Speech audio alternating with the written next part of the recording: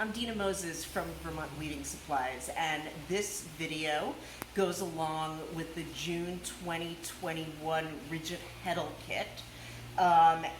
This one's about Leno. It's a really lovely edge technique, and if you come look at the towels, that's the Leno right there. Alright.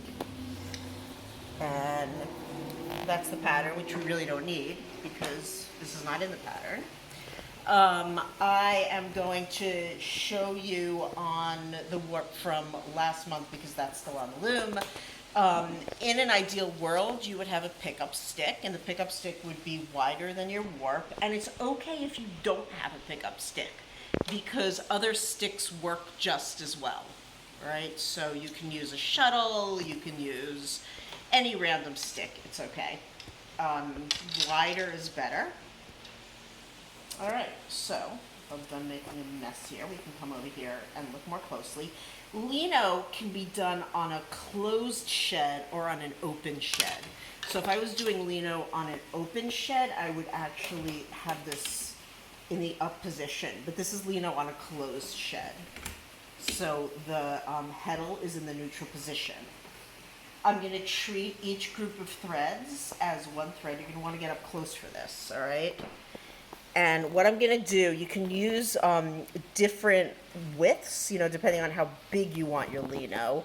I want my Leno to be 1/2 inch per little cross, right? So that's going to be 6 threads. And what I'm going to do is I'm going to take this second grouping, right? So here's the first grouping of 3 working ends, which is actually 6 ends. There's the second. And I'm going to cross them over and then put my pickup stick underneath so they stay crossed over like that, all right? So there's my next one. Skip 3 threads, take the next 3 threads, cross them over, put the stick in, okay? Skip 3 threads, take my next 3 threads,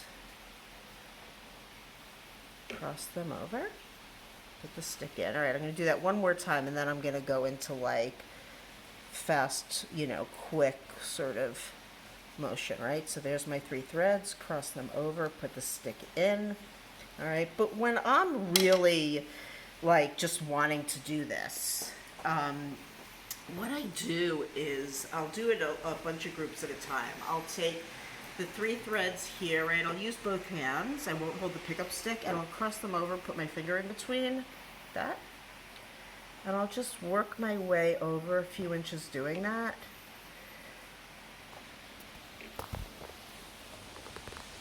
Okay. Just what's comfortable holding in my right hand here, although I suppose if you're left-handed, you might want to do this from the other side. All right, so when I've done a few of those, I take that pickup stick. Okay, I don't want it to come out of the threads I've already done. And then I just slide it in between, like that. Okay, you can also just kind of leave it like that. All right, so let's keep working our way across. 3, cross. 3, 3, cross.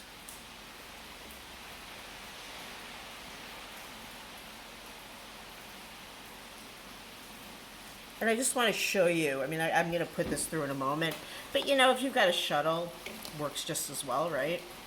But let's keep that here. Okay, so again, this is the part to be careful at, and I'm just going to work those in. That sound in the background is the rain, and it has been dry for weeks and weeks, and I think that my garden is going to be very, very happy with this rain, and maybe it will cool things off some.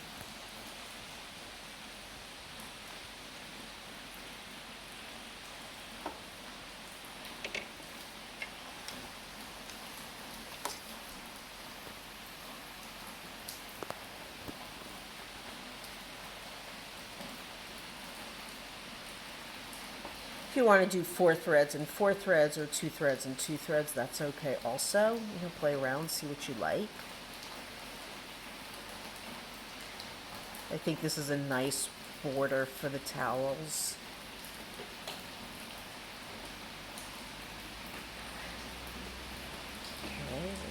again. I'm just going to put my hand under there. Pop that in here. I don't know if that's an orthodox technique or not, but it's what I do, and it goes pretty quickly.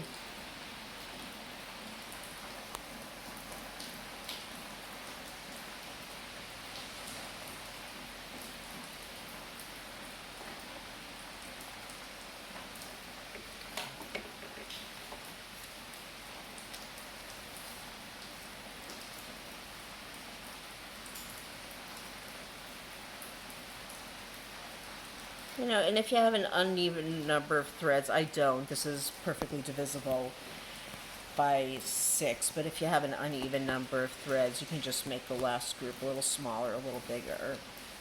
Okay, so there, whoops, there we go. I moved the loom a little bit with my feet. I apologize for that. You might have been shaken up. So, pickup stick, everything's crossed over. Now, you take your pickup stick and you put it on the side, right? So you can get a shed. And then you take your shuttle and carefully you put your shuttle through. You are going to have to futz with your selvages a little bit. Make sure that it really catches right there. Okay, and then I'm going to pull my pickup stick out.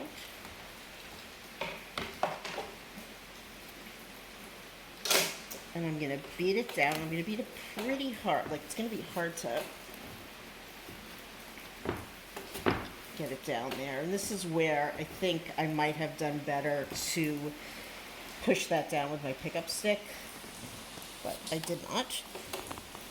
Okay, push that down. And then you just go back to whatever would happen next, right? So now, for me, on this, it would be my down shed. Okay, there's the shuttle through, and you are going to have to, that last one, it kind of wants to loopy loop a little bit, so I'm going to just pull that nice and tight, pinch that there, hold it, and again, I'm going to beat it pretty hard up. You know, for the next few throws, it's going to take a little bit to get these threads back into position. In general, I don't beat, 5 times like that, but yeah. Let's do 2 or 3 more, and then we'll just see what it looks like.